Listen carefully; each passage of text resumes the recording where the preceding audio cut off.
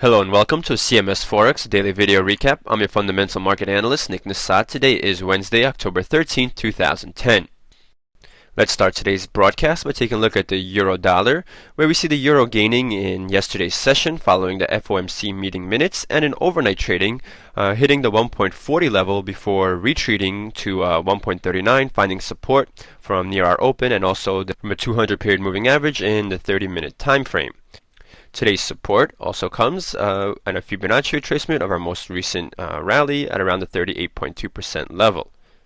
Now, the minutes from the Fed in yesterday's session continue to cast a pall over the greenback, as Fed decision makers said it would be appropriate to provide additional monetary policy accommodation if unemployment remained too high or prices too low, two factors that have rung very true. Investors now expect the Fed to announce further asset purchase programs in order to stimulate the sluggish U.S. economy, perhaps as early as the next meeting on November 3rd. Such measures hurt the U.S. dollar because U.S. interest rates will remain ultra low for a longer period, steering investors toward higher yielding currencies. Also helping the euro overnight, German Central Bank President and ECB Governing Council member Axel Weber said that the ECB shouldn't wait too long in order to withdraw its emergency stimulus measures.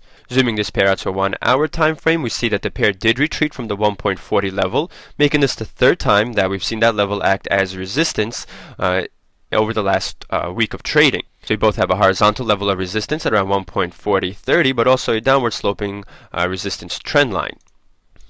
So following the very sharp rally in the euro over the past month or so, we do see some consolidation now in the pair, but with the fundamentals the way they are now, we do see this being a pause before the next leg upward for the euro. That may cause some unease for Eurozone policymakers, as that will mean European exports will lose some of their advantage that they had from a weaker euro.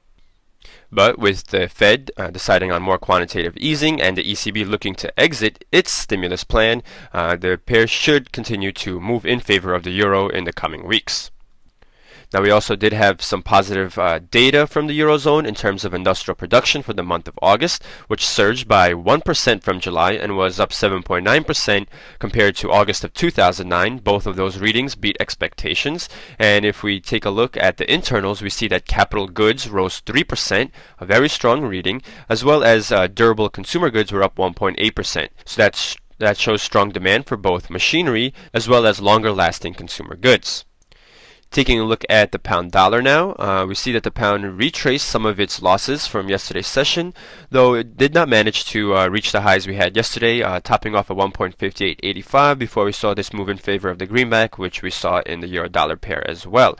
Now, in yesterday's trading, we had the Bank of England Monetary Policy Committee member David Miles admit that the bank may yet come to use more quantitative easing, something that has been pressuring the pound over the past month or so, as we can see, compared to what we had in the euro. We've been in a much more consolidation sort of mood in the pound dollar since around late September, as both central banks are planning to conduct some kind of quantitative easing and signaling to the markets that they will do so. So as we can see, we've been between this 1.5670 and the 1.60 area since September 24th.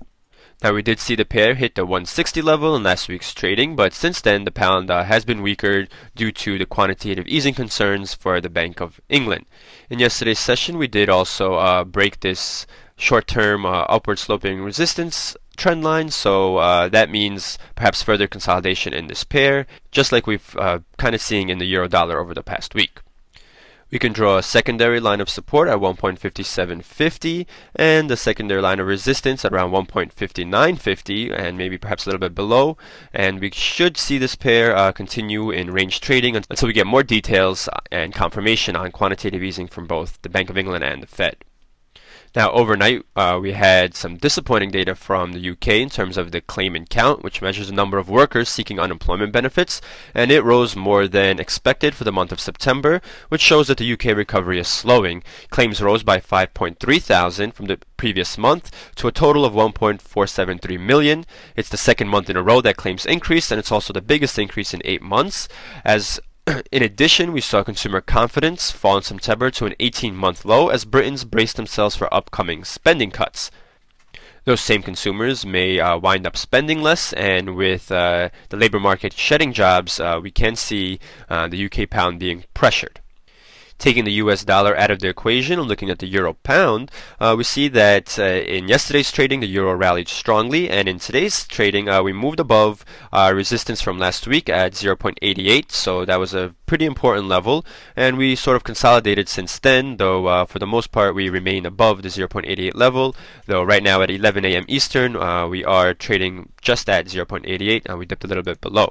So if we manage to hold above that level, we should see the euro continuing to gain on the pound as it has been over the past 2 months. Again, with the Bank of England deciding on more quantitative easing and the ECB looking to exit its stimulus measures, the euro is definitely favored in terms of the fundamentals. Now, taking a look at a currency not encumbered by looser monetary policy, we look at the US dollar versus the Canadian dollar, and we see a very strong move in favor of the Canadian dollar in the pair. We had broken a short-term upward sloping support trend line in late trading yesterday, and the Canadian dollar extended its gains in today's trading.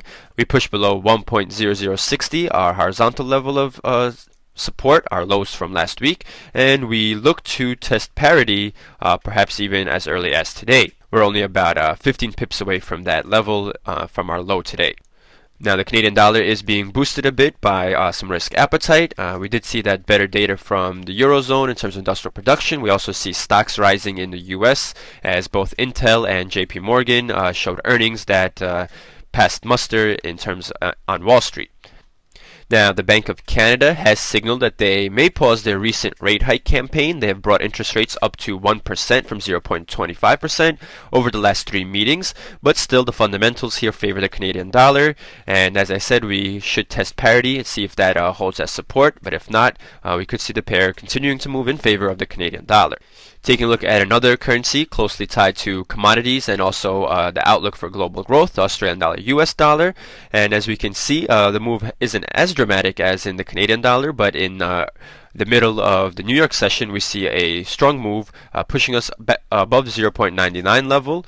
Here, similar to the euro dollar, we've had this resistance setting up over the last week, but we see a very strong move and breaking that level.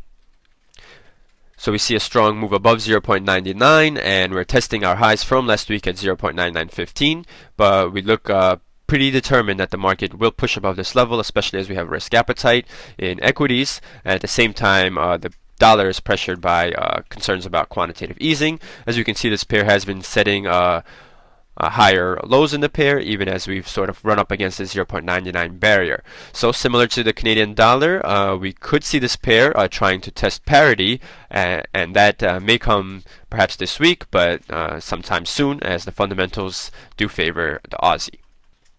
Taking a look at the US dollar Japanese yen, we see this pair consolidating in a very tight range in today's trading after we had dipped as low as 81.40 to open the week. That was our fresh 15-year lows for the pair.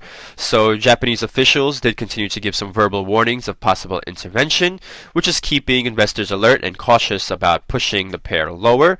On the data front, Japanese private sector machinery orders, excluding volatile items, rose by 10.1% on the month in August and were up 24.1% on the year.